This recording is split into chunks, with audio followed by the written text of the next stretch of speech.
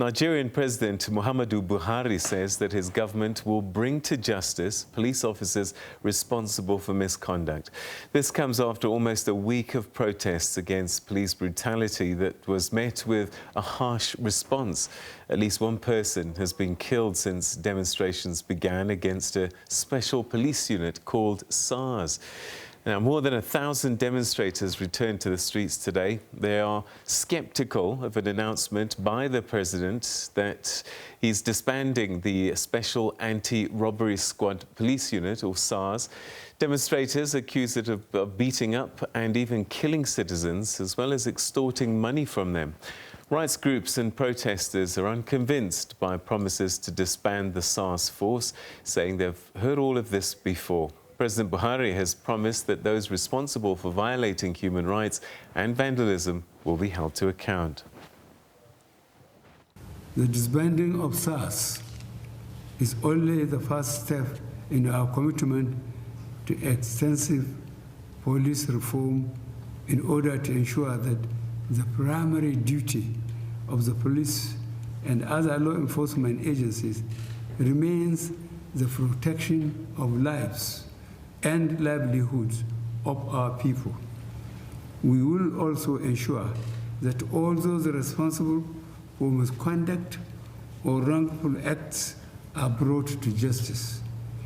We also deeply regret the loss of life of the young man in Oyo State during the recent demonstrations. I have directed that the circumstances of his death should be thoroughly investigated.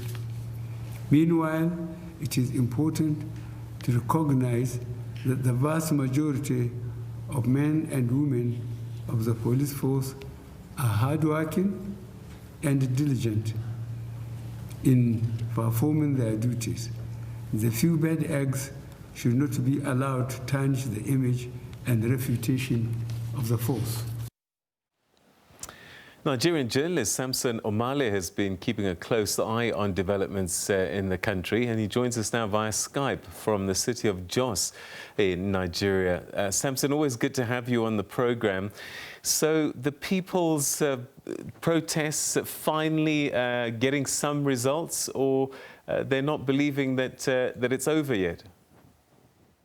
Well, they're not believing it's over yet, and that's why they went back to the streets again this morning. And after yesterday's announcement by the Inspector General of Police, which was followed up with the President's announcement also later in the evening that the Special Anti-Robbery Squad, SARS as it's popularly known, has been disbanded, it just wouldn't end the kind of confidence from the protesters as they went back to the streets. And in various parts of the country today, they kept saying that, look, beyond the disbandment, they want a total reformation of the Nigerian police force. And even for those members, officials who had been part of these rogue units of the Nigerian police force, they are asking them to go through some psychological training or some psychological help so that they can really determine their mental state, because you are taking them, you are disbanding them from one unit, and then you are reintegrating them into the mainstream of the Nigerian police force,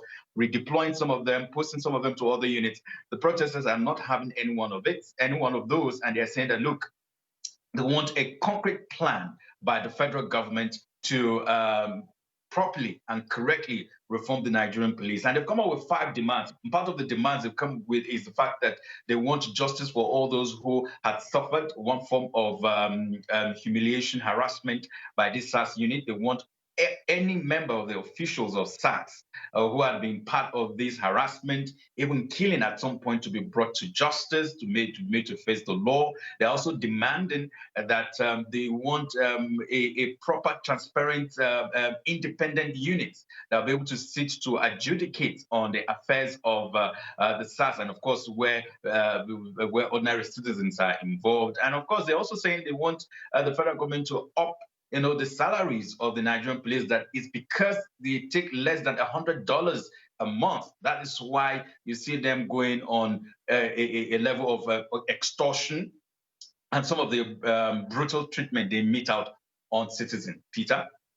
All right. What I mean, I think that your answer there perhaps has kind of started to answer my next question, though, is what motivated the brutality? One can understand the extortion and the bribery. There's been years of corruption in the public service and attempts by governments over time to try and clean it up. But I guess there's always been vestiges of it. But the brutality is the bit that I don't quite understand.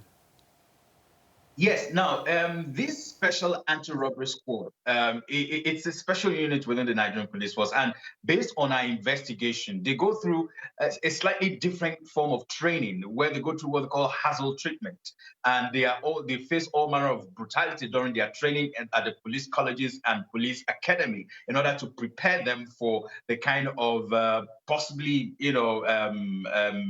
circumstances and situations they may likely face in the real world. So what has happened is that some of those treatment they got from the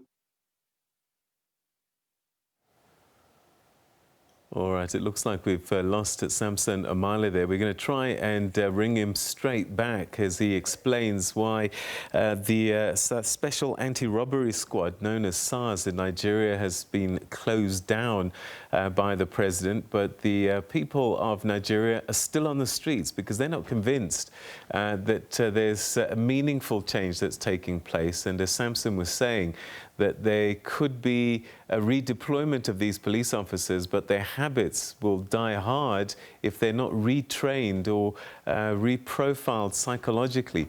And so they're looking for a comprehensive reform plan. I'm hoping to get Samson Omale back on the line because we've just been talking about SARS, but unfortunately, the police force has many units, and maybe it could be that other parts of those units could still be problematic. But we'll see if we can get hold of Samson. Ah, Samson, okay, great to have you back.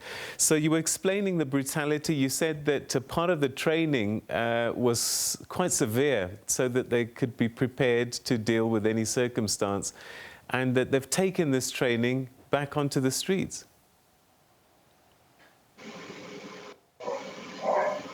Yes, Peter, can you hear me? I can hear you now, Samson. Okay, so yes, they've taken this training. They've gotten from the police colleges to the streets, and that's why some of their attitudes, some of the way they approach certain, situations seem to be in a very, very inhumane manner. I give you a young man between the ages of 18 to 25. Walking down the street, and they may just ask for your phone, for your mobile phone. And if you have a laptop, that makes your case worse because they would think that you are part of those criminal guys, and what some of those things we call is no.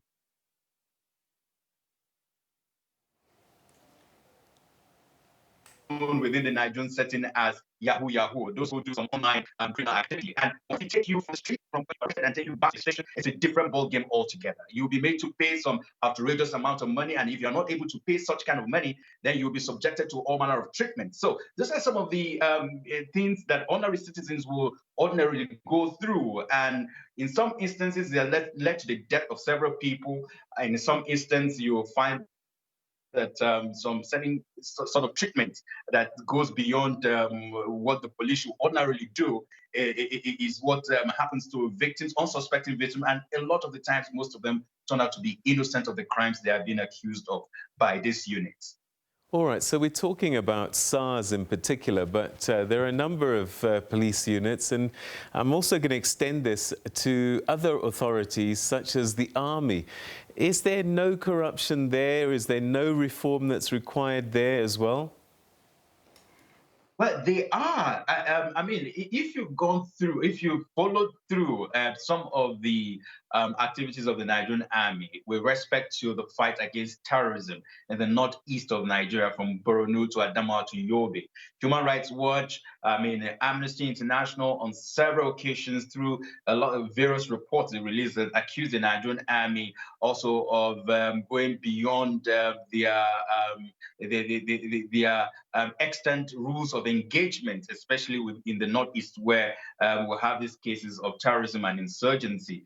But But compared to the Nigerian police, the Nigerian army deal with more or less territorial issues that have to do with the territorial integrity of Nigeria.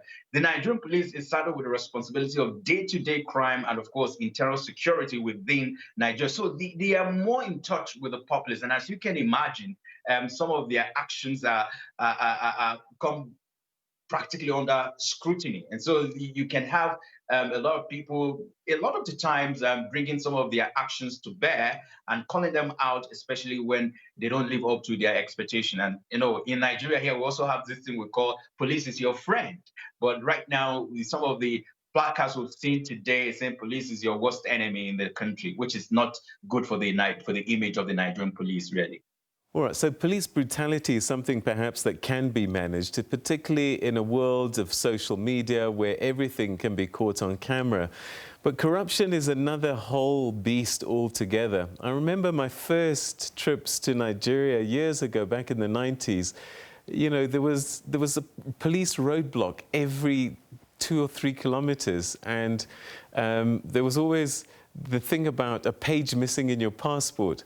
And I just wonder if that culture has been broken, or is it something that you just have to learn to live with? You look at it from both sides. You have to learn to live with it, and secondly, like part of the fallout of this protest now is the fact that they're also calling for, that's why they're calling for the reform of the Nigerian police. And some of us have even come up with some hashtags talking about the bribery, and the dinch of corruption that is most noticeable with the Nigerian police. And this is not far-fetched, because the Nigerian police is officials, officers within the rank and file are poorly paid. The welfare is not properly taken care of. I mean, you can die in a line of duty and it could take you a whole lot of years for your families to benefit from from insurance and all of that. And because they are poorly paid, one advantage they can easily take on or latch on is to get on the street. So where you have all these stop checks, right, and at various checkpoints, which I must also report that at certain time, because of the kind of corruption that had been noticeable with these checkpoints, the top echelon of the Nigerian police have disbanded those checkpoints at certain times, but they just have a way of resurfacing, and all of that. And it's deep rooted, and it will take a deliberate attempt by the federal government and, of course, the leadership of the Nigerian police to completely, stem out the issues of corruption within the Nigerian police force. And then perhaps finally, the president has made this announcement. The citizens have got a list of demands. Can he actually enact them? I mean, I get a sense that with all the well-meaning that he might have, it looks like maybe perhaps a job too big for the term that he has on his plate. Absolutely, you are right on point there, Peter, because some people have said they have accused the president of being too slow to act in this manner, but they also underestimated the power of this protest, because again, you cannot point it down to one person. You can't say this is a leader of this protest. You can't really hold someone accountable, because what has happened in the past is where we have such kind of protest, there's someone who is leading the team, there's someone who's leading the protest, and you can easily go for him. You can easily get him arrested. You can easily charge him, for unlawful assembly and all of that. But this one is spontaneous. I mean, it's coming up and it's erupting in various parts of Nigeria. So people are saying, look, the buck is stopping at the table of the president, and they're saying the president needs to do more. Now, a few persons have even argued that the announcement, the soundbite you played earlier, was during a function at the State Villa. It wasn't that it was actually that soundbite you played was not directly, designed or focused to address the issue of the protest. It was just part of a speech of a program, at the State Villa that the president had to, literally stick in that announcement through. So people saying the president needs to do more. He needs to address the nation. He needs to tell people, he needs to reassure the people that, look, he's really committed in doing this, because they've heard it too many times in time past. And that this time around, I mean, speaking with a lot of the protesters today, I was with one of them, and one of the protesters today, and they said, look, they are ready, to see this through. And one key part of this, Peter, didn't just inform me, is the fact that these are young people. They are teenagers. They are young people. I mean, in their 20s and early and mid 20s. So they got a lot of energy. And you can imagine that this process is still going to last long if nothing urgent is done to address some of the demands of the protesters. Because again, the schools are closed. So some of them have the opportunity to get on the street and to vent their anger on some of these heinous crimes that have been committed by the SARS unit of the Nigerian police.